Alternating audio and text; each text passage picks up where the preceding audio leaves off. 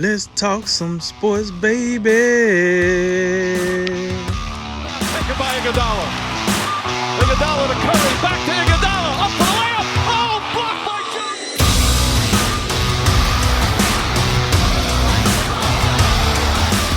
And remember, make tomorrow better than today, and make today better than yesterday. And you know what we gonna do. We gonna holler at you until next time, baby. All right, guys, let's move on to baseball and some more restart news. The MLB Players Association is set to counter the league's offer regarding an economic plan to start the 2020 season. The rough idea that Major League Baseball had was to play an 82-game season, half the normal, with prorated pay for the reduced games, along with a sliding scale reduction for the top-earning players of pay to offset the loss of revenue. Players Association is countered by saying additional pay cuts on top of the prorated pay was unacceptable and they would not be entertained. Players Association also wants 100 games to get the players more money. So, Jay, it sounds like there's quite a rift right now. So how should the MLB and the players navigate this, and how do they come up with a compromise to get the season going again? Yeah, let me just say up front, and this references what I've said about baseball briefly when we've talked about reopening. There's pent-up demand across the economy. But in particular, sports is a huge part of that. There is a pent-up demand for some action. I know we've had UFC events going on. We're having some NASCAR races now. Starting to see, I believe we're starting to see some golf take place. But make no mistake about it, we need some of the heavy hitters. Team sports. Absolutely team sport. We need to see basketball come back. Baseball, there's less of a need, but this is an opportunity. I've said this on multiple occasions. Baseball has a big opportunity right now with not a whole lot going on, and if they can find a way to get things kick-started before basketball gets back into the swing of things, it's an opportunity for them to kind of have the spotlight for a little bit and have people pay attention to baseball, because they're not competing with the NFL right now at the offseason. And it's an opportunity, again, to get in front of the NBA, at least for a brief period, to remind everybody, about America's pastime. With that being said, this is terrible. What I'm hearing about with this rift and the MLB and the MLB Players Association clearly not on the same page with what they're doing. Based on the information I've gathered, there was an agreement in place between the two sides in March as it regards to pay. At the time, the agreement was set for the players' salaries to be prorated, and basically what that means is normally you have a 162 game schedule.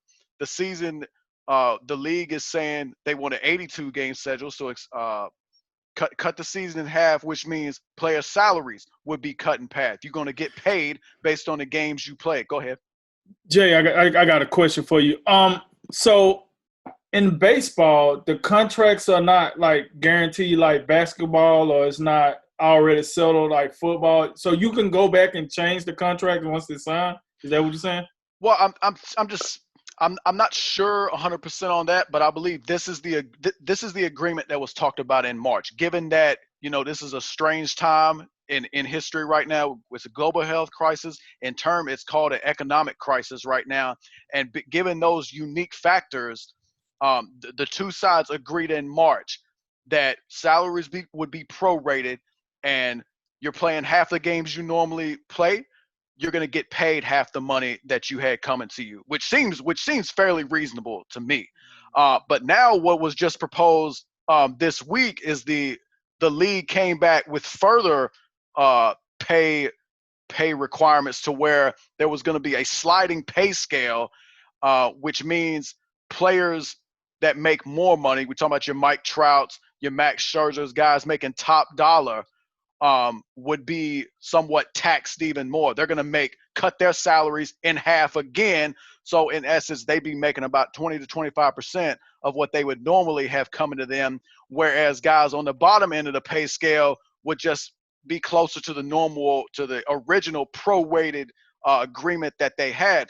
So you can see how And I believe the big problem that players are having is, again, there was an agreement in March. What is the reason that things have changed in 2 months since March that has causing that now we're, instead of prorating, we're now having further now we're doing a sliding pay scale in addition to prorating. So that's where that seems to be a big divide right now. And I can understand where the players are coming from. And it would seem to me, if there has to be, if baseball is coming out and saying, look, our original prorated thing we're talking about isn't enough, we got to slash even more. Well, why wouldn't you just slash?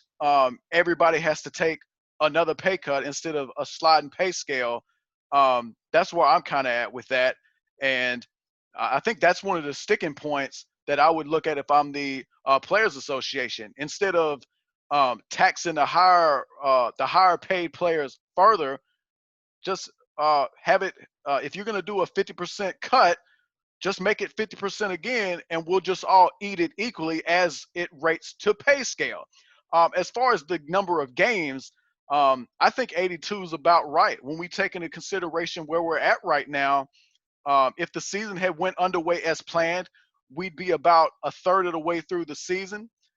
And what I've been seeing, the season as the agreement or whatever you want to call it right now, the regular season would open on or around July 4th, which is about the halfway point of the season regardless. So 82 games seems to be about right in that regards.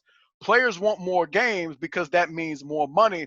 But what you have to keep in mind is you're already you're going to be, July is the halfway point regardless, or in a normal season. So if now you want to play 100 games from July 4th, it's going to cut in and extend the season beyond the normal late October, early November. And the concern is among health experts is there could be another wave that we face of the coronavirus around that time period. So the one thing we don't want to see happen is the season is still underway. You haven't gotten to the World Series yet, and now we got to shut things down again due to the coronavirus, which that's something we got to talk about. That could happen. Baseball doesn't want to see that. So I think as far as the number of games that are played, I think the league has that right. But they make no mistake about it. They got to get together with these players and figure out a better way as it relates to compensation for these players. And based on what I've gathered, the way they've went about it and the new adjustments they've had from the March agreement to what they're proposing now, the players have came out and said they're not even considering this. They're going to come up with their own counter proposal, and we'll see what comes to that. But bottom line, baseball is doing itself no favors right now, and the league, the players, everybody's going to look bad if this agreement does not get done and baseball does not get underway. So, listening to what you say, and I got these questions rolling around in my head. UFC started back up. I heard no pay problems. Like, everybody's getting paid. Fighters are asking for more money. That's what Dana is dealing with more, is fighters want to get paid more. But as far as what their contracts say, they're getting paid. Employees getting paid. He didn't have to lay anybody out. Basketball getting back in the swings. I know it was a small period of time they was talking about getting paid, but now since they've been focused on starting the season, I haven't heard anything about players not getting paid or whatnot. Can I say this is a sign that baseball overpaid their players, that they're going through this right now? Because for all the money that the MLB generates, they're the only league that I see having this problem as far as compensation. And I don't blame the players for this, because if I'm a player, coronavirus is not my problem. Like, I play baseball. I signed a contract for you to pay me this amount of money. You, as the commissioner, you as, the big, you got to decide how to generate revenue or how to figure out how people are going to get paid. To ask me to take a pay cut for something that's not my fault, I guess my question is, what is going on with baseball financially? They don't have the money to handle this? Yeah, I absolutely do not have the answer to that one. But I will tell you this: baseball is an uncapped sport, so we got to keep that in mind. So as far as what it looks like, whether it's underpaid, overpaid, to me that's sort of a moving target. And just we all know how sports contracts works. As time goes on, the price goes up. So, but what I would say in regards, again, the big issue to me from the player's perspective is instead of, I think there would still be a problem if the pay cuts were kind of even across the board as regards to a percentage of the players, how much money they're going to lose. For example, these are just arbitrary numbers. If, for example, you're saying if a player makes $40 million per season and you cut that in half to $20 million and they come back and say, okay, we got to cut in half again, so you only get good 25%, you got $10 million. Well, if a guy makes $1 million and he gets down to $500K, now he should go down to $250K. So it's an even percentage that everybody's losing. What the current idea is, and the current proposal is, a $40 million player would now be making $10 million, whereas a $1 million player would make $500,000. That's not equal in relates to scale. I think that's where the big disconnect is right now. And baseball released a statement. They say their proposal has been made to the union that is completely consistent with the economic realities facing our sport. They look forward to a responsive proposal from the MLB Players Association. So baseball is saying, I don't know if the economic outlook has changed from March to May, and that's what the problem is. I don't have the answer to that, but I would tell you this in regards to it not being the pandemic is not the players' fault. It's not the league's fault. It's not anybody's fault. But what I would tell you this: when players come out and say we don't want to take these pay cuts, this isn't our fault. The common man, the regular, Joe out here, not making millions of dollars. I don't know. Unemployment is going through the roof right now. Like, people do not have jobs, and just unemployment. The filings for unemployment benefits are through the roof. The unemployment rate is still skyrocketing. So people don't want to hear this from guys making millions of dollars. That's just the reality of the situation. So it's one of those things where you look at baseball players and they're complaining about not getting their full millions of dollars. Well, look here, you're still employed, and some of the common folk out here, they're not making any money based on their actual job. So that would be my response to that. Yeah, well, here's the deal. And, if I'm a player, I'm like, listen, I understand the common man lost his job. I got that. But at the end of the day, it's not like the player gripe is with the common man or the general public. The gripe is with that billionaire owner that didn't lose as much money. So, I mean, I understand where it's like, okay, we got contracts. I just find it very weird that we're at a place right now with the MLB and the MLB Players Association to where their season might get hindered even more, not because of the coronavirus, but because of their own internal problems. And then it's financial. You're thinking, dude, y'all throw all this money around? You overpaying guys left and right? Now you come here saying, oh, well, we ain't playing enough games, so we want to cut this in half. We want to cut that in half. And I'm looking at all these other organizations that's figuring it out. Like I say, just like the UFC, for all the smoke that Dana White got because he was showing fights at the height of the coronavirus pandemic, his financials seem to be okay. ESPN seem to be happy with their return because he don't got a bunch of people trying to start a union and say we should get paid this much. All he's just trying to do is keep everybody safe. Well, you got baseball. This, like you said, this is not a good look. Me being the avid sports fan, I already kind of look at baseball half dead, and now you have an opportunity to squeeze into a window by yourself, and you out here flopping around about 25% of this and 30% of this, and we want to play this. No, not 82. Let's do 100. Maybe not 100. Let's go 82. You can't even come up with a number, and I'm gonna tell you what's gonna happen. Yeah, baseball is finna let basketball start, and then we're gonna get wrapped around basketball, and then baseball is gonna start. Granted, they're going to get their TV money regardless, but, when those ratings start going down, guess what TV start doing? Now we want to renegotiate because we're not getting what we're supposed to be getting out of the TV revenue. Our views are not going up. You giving us a dead product because of all this infighting. So I just find it weird that one of the four major sports is out here flopping around about compensation while all the other sports just trying to get on their respective fields or courts or whatever the case might be.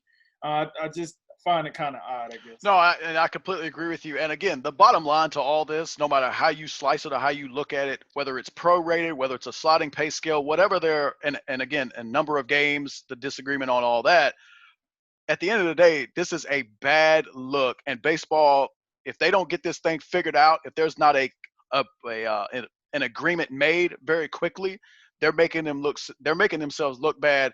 And we talk about how the sport is taking a backseat to the NBA, NFL, college football. The list could go on and on. They're only going to set themselves further and further back if they can't come to an agreement. Yeah, so one thing that does make this a little bit different from the other ones we have to remember is the MLB is the one season that hasn't started yet. Like the NHL and the NBA got cut off, and the NFL has months and months to go. They get to start when this is probably likely blown over, or at least significantly less. The MLB got caught in a really bad spot, so they have to negotiate knowing that they're not going to be playing a full season. The NBA can just go, oh, we're going to make up the last little bit, but they're going to have playoff and TV revenue to kind of cover up what they might lose, and they're not going to have all teams in play anyway, more than likely. Same thing with the NHL. They're experimenting with a similar thing, but the MLB is kind of caught in this middle ground where they have to go in knowing that are only getting like about half their revenue. We're talking about it. They expect to lose about 40% of the revenue from ticket sales, concessions, and parking, and then you have to think the TV deals with half games is going to be. It's not quite half probably, because I know the MLB makes an inordinate amount of money in the postseason. That's where a lot of their TV revenue comes in, as a postseason baseball, because regular season baseball 2:00 on a Wednesday type thing, right?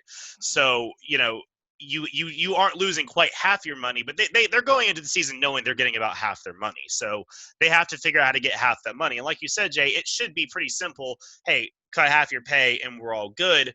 But I think what the MLB is trying to target is those like real high, super high contracts. You can almost pull a little bit extra off the top. This is what we do. It's what we do in America, or most countries that have a progressive income tax. The guys that are making the most money pay the most taxes and keep this thing running the most of. The guys that are making minimum wage, or in this case, minimum contracts, aren't the ones that you're going to get the money from. You're going to get it from the top earners.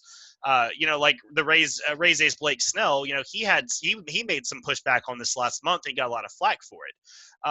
And I get what he's saying, because like you said, there's no reason that the top guys like your Mike Trouts and your Blake Snells and whatevers should be getting inordinately punished just because they make the most money. But if you're a league that has to figure out how to make the X's and O's and the accounting work, that's where you want to go to make that money back up. And you guys are right in the term that it is very bad optics right now, because let's say I'm some poor grocery store worker making $10 an hour. I've been getting my brains beat out since day one of this coronavirus, and I got this dude on my TV going, well, I'm not paying for any less than all the millions I'm supposed to make, and I'm risking my life out there on that baseball mound. And it's like, really? Yep. Are you really risking your life, my man? I mean, technically, I guess you left your house, so you are, but it looks really bad when you have millionaires and multimillionaires arguing about how many more millions of dollars they get to put in their bank account versus the average Joe that just wants to see some sports on TV. So, because we got to remember, like you said, Jay, this is the lens we can view the lens of sports through society. Like you said, the NBA essentially shut the country down. When Rudy Gobert tested positive, that chain reaction ran all the way through. And now baseball has the opportunity to do the opposite of the NBA. They have the chance to come back and say, hey, we figured it out. We got that going. You guys can too. And they're dropping the ball on it pretty hard right now. And they're going to have to find a middle ground is what it comes down to. If you're one of these dudes making 10, 15 million plus a year, you're going to be hit. Yeah. But at the first place, you're the reason people go to watch these games. I mean, baseball isn't maybe as star driven as say the NBA is, but you're going to see your team's best players, your best pitchers, at the end of the day. So you may have to sacrifice a little more, but they don't also deserve to be completely railroaded with this ridiculous pay scale sliding thing where, they get almost no money at the end of the day. But because the MLB doesn't need to be poor mouthing too much. They made $10.7 billion last year, and you should be able to survive a little bit of a rough patch and not have to go and get every dime you can from the players. So they need to get this going, because they need to get it underway and get to the playoffs and make what money they're going to make. And they need to take the lead on this, because if they don't, the NBA is going to take the lead on it, and they're going to be left in the dust even further.